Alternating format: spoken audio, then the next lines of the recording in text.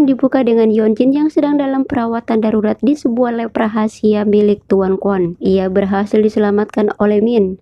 Mereka berjanji akan membantunya menemukan pembunuh ibunya, namun ia harus bekerja untuk mereka menjadi pembunuh bayaran. Masih teringat jelas pembantaian yang dilakukan Jang Seok terhadap dirinya dan sang ibu. Alasan Min menyelamatkan Yeonjin karena ia adalah putri kandung ketua Kwon. Ia juga memiliki kemampuan bela diri di atas rata-rata yang akan sangat berguna untuk menghabisi musuh-musuh ketua Kwon. Yeonjin yang tak mengetahui ayah kandungnya tak punya pilihan lain. Tujuan hidupnya saat ini adalah membalaskan dendamnya kepada pembunuh ibunya Jang Seok. Tanpa mengetahui informasi apapun soal perusahaan Mirai, Yeonjin resmi bergabung sebagai anggota SS1, organisasi milik ayah kandungnya sendiri. Dengan bergabungnya Yeonjin dalam organisasi tersebut, mereka harus menyembunyikan keberadaan Jang Seok sementara waktu. Selama 2 tahun, ia mendapat pelatihan bertarung dan menembak dari Min, khususnya sebagai sniper. Min yang biasanya melatih anggota baru selama 10 tahun untuk bisa menjadi pembunuh profesional hanya membutuhkan waktu 2 tahun melatih Yeonjin menyelesaikan pelatihan tersebut. Ia dengan mudah menyerap semua skill menembak dan kemampuan dalam bertarung. Bahkan Yeonjin berhasil melampaui kemampuan Min. Singkat cerita, 2 tahun pun berlalu. Yeonjin akan melaksanakan misi pertamanya, di mana targetnya adalah salah satu dewan direksi bernama Tuan Nam yang menjadi saingan Tuan Kwon. Tuan Nam tak menyadari bahwa bahaya sedang mengincarnya tepat di hari pernikahan putrinya. Tuan Kwon membisikkan kalimat bahwa ia kecewa pada Pak Nam yang tak tahu balas budi. Setelah mengucapkan selamat, Tuan Kwon pamit sembari memberi kode pada Min. Perintah eksekusi pun diterima oleh Yeonjin. Namun tiba-tiba cucu dan anak-anak kecil lainnya berlari mendekati Pak Nam. Min melarang Yeonjin menembak demi keselamatan anak-anak di sekitarnya. Akan tetapi Yeonjin yakin ia bisa melakukannya. Min yang khawatir langsung membatalkan misi. Sembari membayangkan wajah Jang Seok, Yeonjin langsung menembakkan peluru.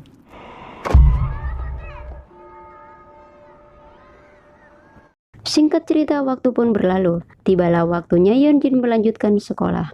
Di sini ia menggunakan identitas baru sebagai Kim Soyun, seorang gadis lemah yang tak bisa apa-apa. Ia tak boleh menarik perhatian siapapun, meskipun ia sering mendapat bully dari 3 teman sekelasnya.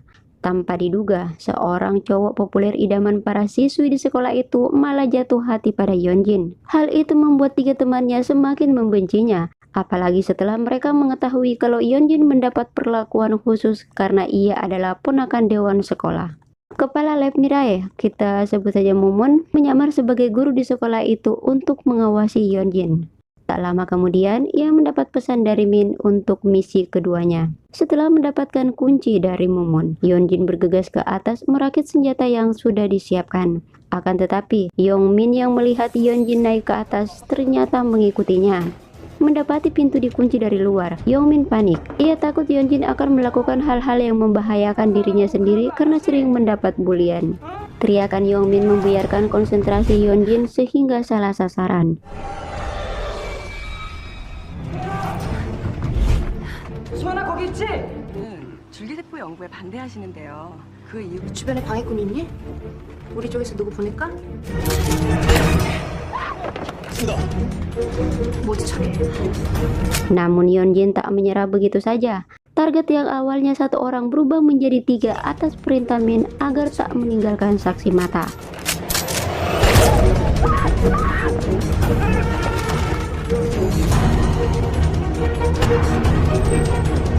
Di saat bersamaan, Yeonjin yang menemukan kunci cadangan langsung membuka pintu. Ia pun merasa lega melihat Yeonjin baik-baik saja. Tak lama kemudian, polisi tiba di TKP. Taeyong pun tak ketinggalan. Dan seperti biasa, saat ia melaporkan kejadian itu ke atasannya, ia langsung kena semprot. Ia diperintahkan meninggalkan TKP. Namun Taeyong yang pantang menyerah jelas mengabaikan perintah itu. Dengan jiwa detektifnya, semua perkiraannya benar. Ia menduga seorang sniper menembaknya dari gedung sekolah. Untuk itu berangkatlah ia ke sana. Tanpa sengaja ia melihat Yeonjin.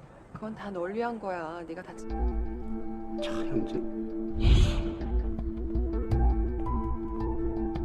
Ia pun mendatangi Yeonjin. Namun sayangnya Yeonjin berpura-pura tak mengenalnya.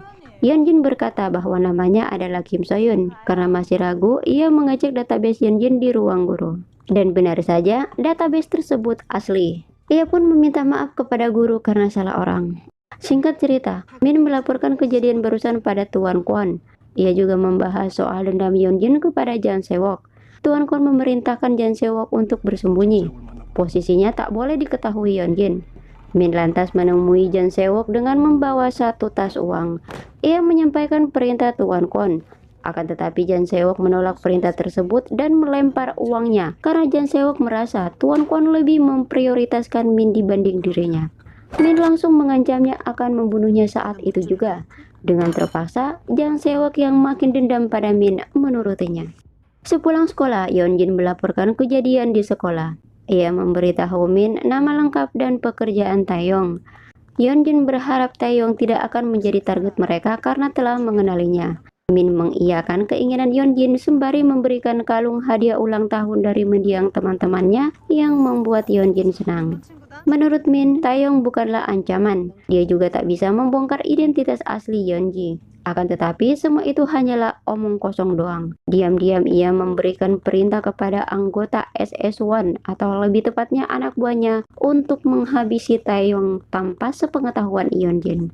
Shin berpindah ke sebuah hotel mewah di mana mantan ilmuwan miara biotik Profesor Choi menemui anggota kongres bernama Pak Kang. Ia berniat melaporkan kegiatan ilegal Tuan Kwon tentang uji coba sel induk yang menjadikan manusia sebagai objeknya. Yang tanpa ia ketahui, sejak resign dari Mirai, anak buah Min telah memata-matai gerak-geriknya. Dan benar saja, Yeonjin telah berada di sana. Tak lama kemudian lampu tiba-tiba mati. Yeonjin masuk sebagai teknisi khusus.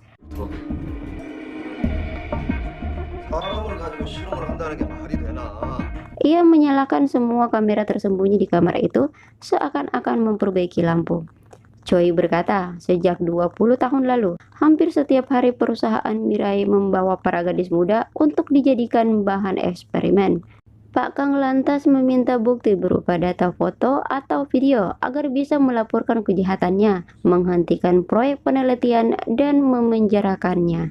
Mereka akan menjamin keselamatan Prof. Choi dan mengamankannya ke luar negeri jika data tersebut sudah didapatkan. Min dengan jelas mendengar semua percakapan mereka. Shin berpindah ke tempat pemakaman. Terlihat John berada di sana. Tanpa sengaja ia bertemu Taeyong di tempat itu. Tae berkata kalau ia melihat Yeonjin di sekolah. Ia sangat yakin itu adalah Yeonjin yang menggunakan identitas palsu. Mendengar itu John terkejut. Ia langsung melihat ke semua arah dan menyadari adanya anggota SS-1 yang mengawasi Taeyong.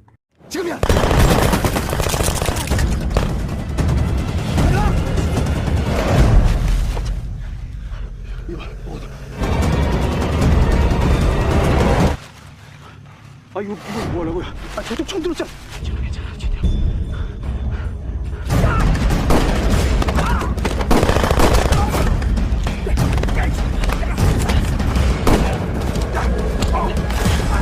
Beruntung, John berhasil menghabisi anak buah Min. Namun dalam pertempuran itu, John mengalami luka tembak di bagian lengan. Sesaat kemudian, Min menghubungi anak buahnya. John langsung menjawabnya dan memberi peringatan. Min menjadi sangat kesal. Tae berencana membawa John ke rumah sakit, tapi John menolaknya.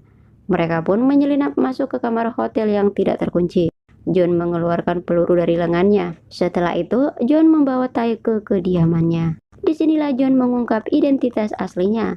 Ia juga membeberkan rahasia besar Tuan Kwon yang memiliki lab penelitian ilegal. Ia sangat yakin Yeonjin telah direkrut oleh SS-1 sebagai alat pembunuh. Dan cepat atau lambat, mereka juga akan menghabisi Yeonjin jika sudah tak dibutuhkan lagi.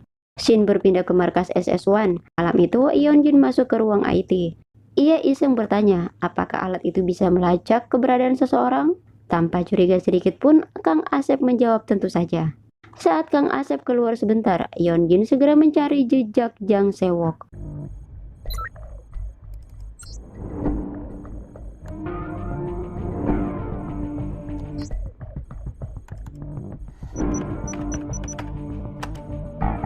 Dan benar saja, lokasi Jang Se-wook langsung kedeteksi. Hyunjin mengambil GPS tersebut dan masuk ke ruang rahasia. Terdapat banyak meja kosong dengan selang panjang, dan sepertinya itu tempat khusus manusia. Tak lama kemudian dua orang masuk. Hyunjin pun langsung bersembunyi. Tuan Kwon menegaskan kepada Moon agar segera mencari mangsa baru. Di sini, Hyunjin mulai menyadari ada yang tak beres dengan perusahaan Mirai Biotik. Ia juga curiga jangan-jangan Jang Seok punya hubungan dengan mereka. Untuk itu, ia kembali berlatih mengasah bela dirinya. Keesokan harinya, tepat di depan kantor pusat Mirai, GPS yang dicuri Hyunjin tiba-tiba aktif. Ia berlari mencari lokasi Jang Seok. Ia syok melihat Jang Seok bisa berada di kantor pusat Mirai. Hyunjin berusaha mengejarnya, namun ia harus kehilangan musuh abadinya tersebut.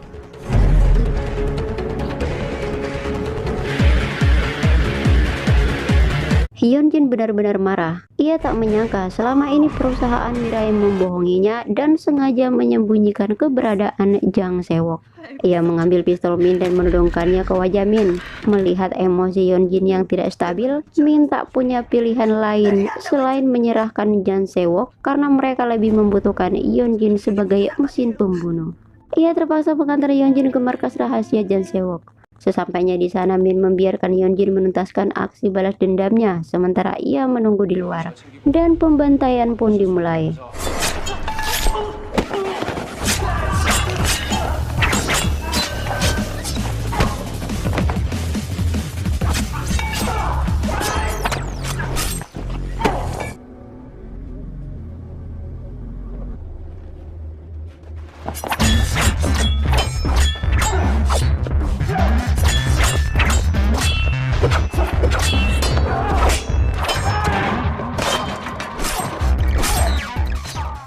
Saat melihat Hyunjin, Jang Seok sangat terkejut karena ia yakin telah membunuh gadis itu.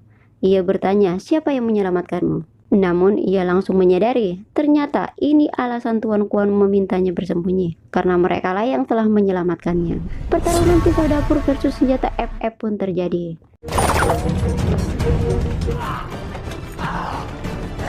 Hyunjin pun mengakhiri hidup Jang Seok dengan katana yang dipakai membunuh ibunya. Di luar, ia disambut oleh Min dan